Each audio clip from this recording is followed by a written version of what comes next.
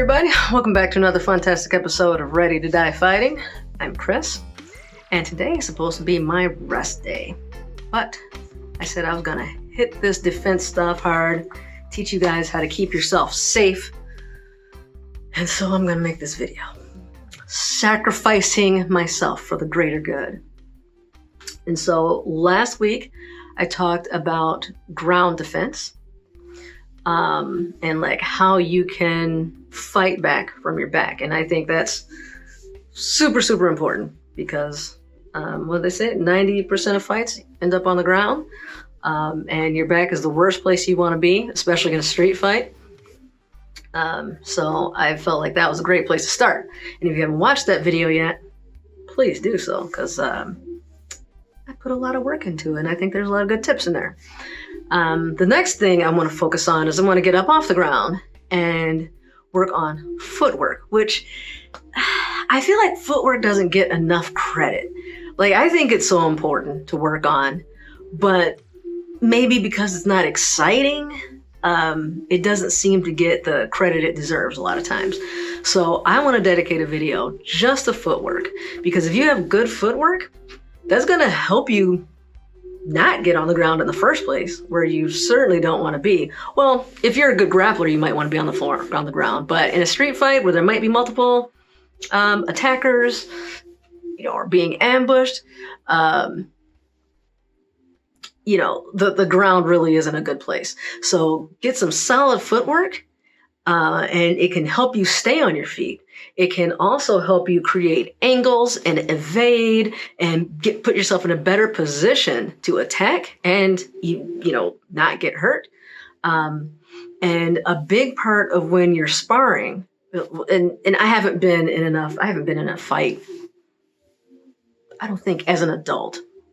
But I've done quite a bit of sparring and rolling and all that.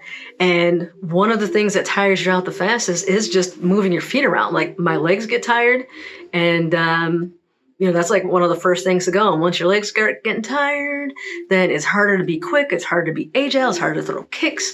It just, everything kind of stems from there. So build up the footwork and build up the endurance, build up the agility, build up your balance, all those type of things. And that's going to help you stay safe and win that fight. So let's work on some fighting stances and getting some solid footwork. We're not even going to worry about kicking or punching or anything. I'll do that in another video.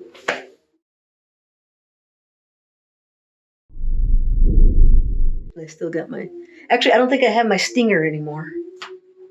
It was like I had one braid that was sticking like straight back out. And he hated it so much he called it my stinger. You're embarrassing yourself. That's what he said to me. I'm a little tired today. All right, so footwork. I've studied a few different martial arts, and they all seem to have different stances. So I'm not going to say that there's one right stance. Because depending on what's happening and how much energy I have and, how I plan on attacking or how that person's attacking me, my fight stance completely changes. And there's so many different ones. I'm not going to say this is the one. But a very easy one to get is to just stand like this, your feet together, and lean forward. And one of your feet is going to come forward to stop you from falling. More than likely, that is your dominant foot. A lot of times, if you're right-handed, it's going to be your left foot. If you're left-handed, it's going to be your right foot. Not always, but a lot of times. If you skateboard, it's probably going to be the same. So, if you're goofy or regular, it's probably the same thing. So you want to be about shoulder width apart. You don't want to be too wide. You don't want to be too narrow. The more narrow you get, the more off balance you are, the less stable you are. The easier it is to be toppled. The wider you go, the harder you're very stable. I mean, nobody's going to knock me down like this, but I also am not very agile like this. I can't move very well. So you want to have a good balance between stability and agility. So about shoulder width is good. Kind of like if you were going to do a sprint. Like, imagine you're about to race, you kind of get like this. that's probably where you want to be, roughly. As far as distance this way, right about there is good. You may come closer depending on what's happening, whatever. Your feet aren't locked in place. The point is to be agile, but this is a good starting point, right around here. The second thing is, like, what do you do with your hands? Again, the easiest, simplest way that I was taught is reach up towards the sky, bring your hands down. And here you're in a fighting stance. And this is a pretty good position. One hand is, you got your lead hand, you got another hand that's in the back. And I like to have hands open. That way I can grab, you have more options. If you want to keep your fist balled up, I don't really recommend it. That takes more energy to do, honestly. I'm flexing and tightening my muscles that are eventually going to fatigue. They're more relaxed. You certainly don't want to be like that, but just relax is the better way to go, because you can quickly make a fist as you're punching. You can grab, you can do whatever. As I talked about in the ground defense video, or the fighting from your back video, doing like that is a great idea for stand-up. I think they call this like a helmet defense or something like that. Basically making a helmet with your hands, and you can block. This is completely defensive.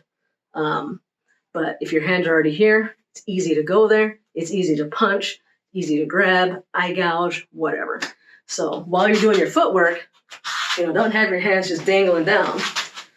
Put them up and, pretend like you're engaging someone. All right, so the most important thing from this position that you need to be able to do, if nothing else, is moving front to back and side to side, most likely back. And so you're not walking, you're more shuffling. If you played basketball or any sport, you already know how to do this, really. One foot's going forward just a little bit, the other one follows. I usually lead with the back foot, in the sense that I push off with that if I'm going forward. So I usually don't do front foot first in that way, and like drag my back foot behind me. You push off with the back, and you can make some pretty big bounds that way. So you can go small pretty easily. So like that. Just kind of doing a little push off there. Boom. Oh, I forgot to mention, balls of your feet. You want to be light. You want to be as light as possible. You don't have to be on your toes.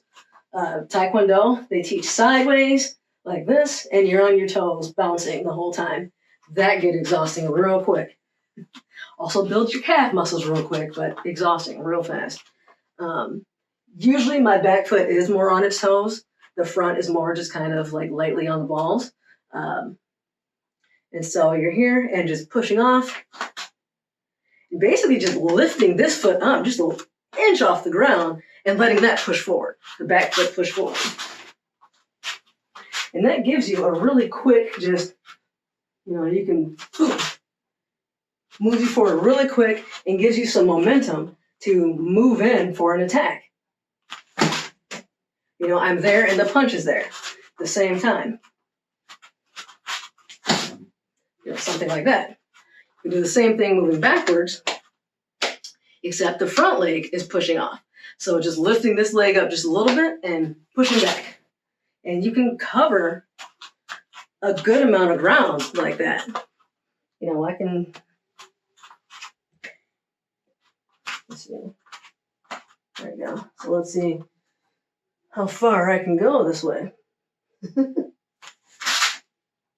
That's a good 2 feet or so.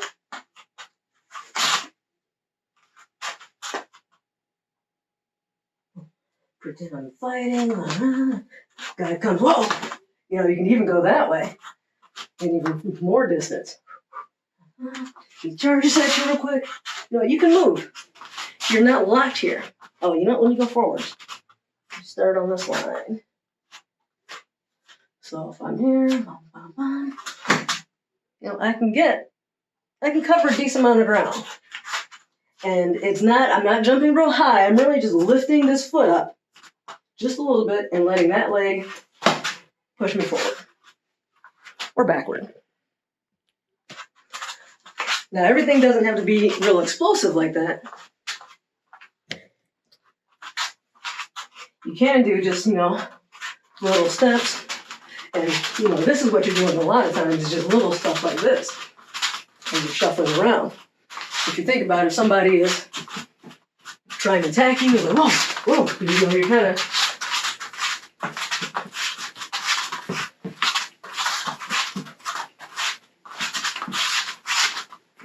that sort of thing. Just little shuffling type of steps.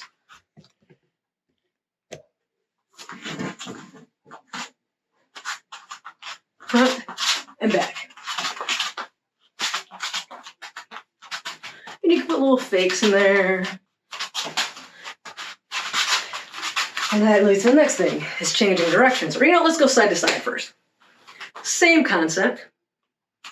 The opposite leg, let's see, of the direction you're going. So if you're going forward, the back leg leads. If you're going backwards, the front leg pushes off. If I'm going that way, that leg pushes off. If I'm going this way, that leg pushes off. That's if I want to cover a little bit more distance. But if you're just kind of doing little shuffling steps, it doesn't matter too much.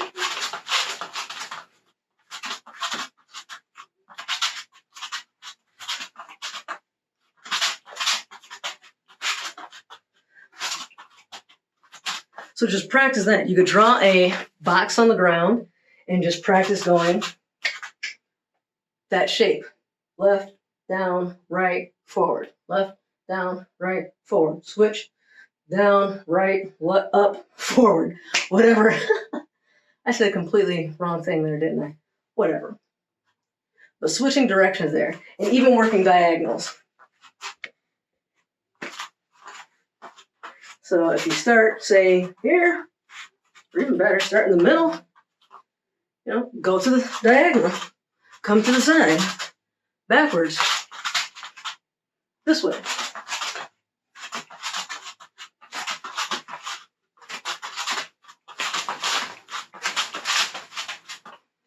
You don't have to follow a specific pattern or anything, just kind of do whatever you want here.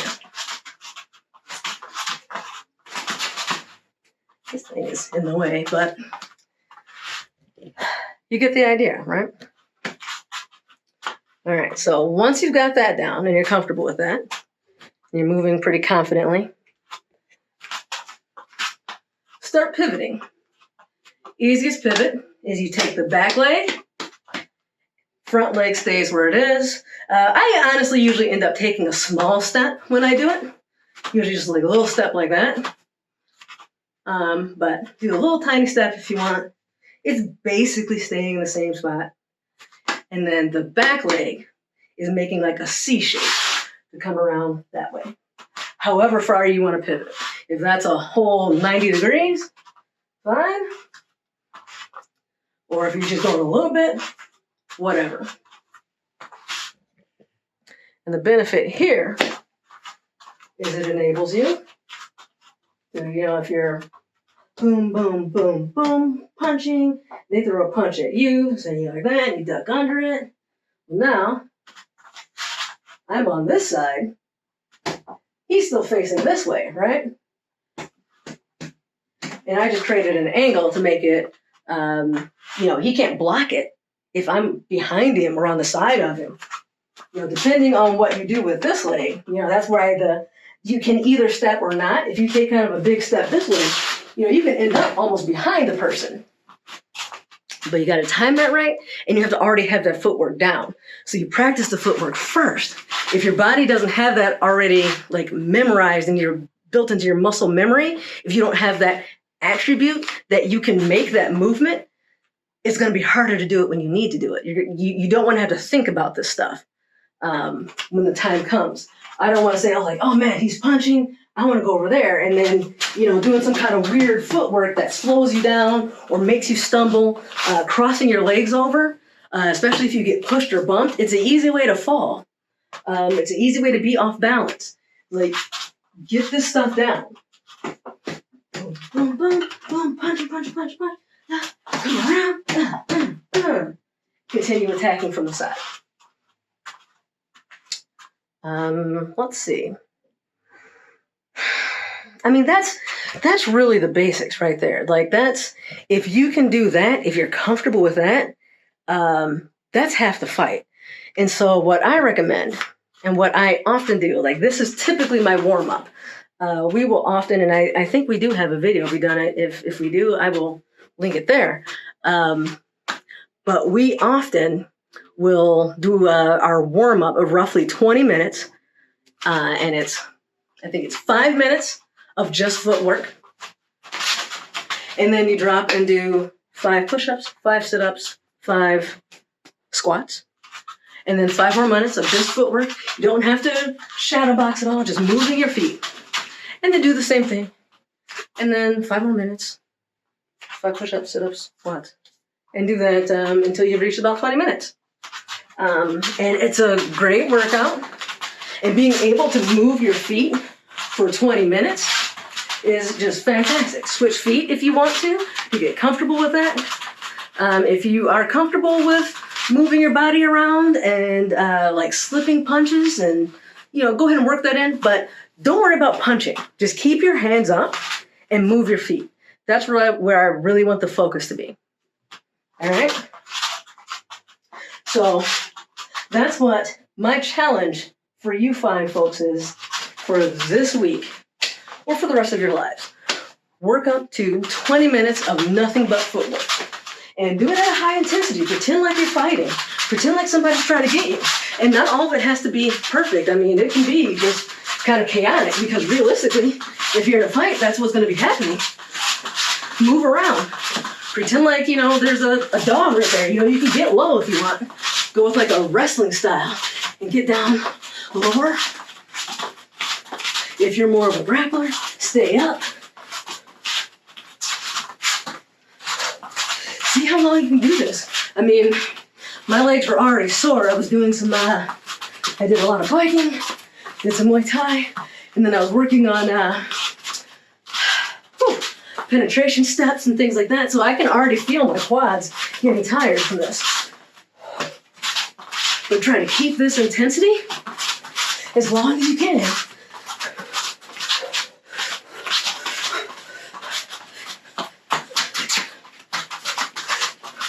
Incorporate a little sprint in there. You might have an opportunity of clearing to run away. Have enough energy for it. Realistically, what I just did there is far longer than what any fight will likely last. If you can do that at that intensity for a couple minutes, you got a good chance of being able to withstand the fight, So work up to that. Whew. It's a workout. It is. All right. Hopefully this is helpful to you. I'm trying to get you guys in shape and being able to defend yourself as best you can with what you got. All right. So work on those ground techniques. Work on fighting from your back. And now work on your footwork. And soon we'll get into some punching and kicking, maybe. The fun stuff. Catch you guys in the next video. Like and subscribe.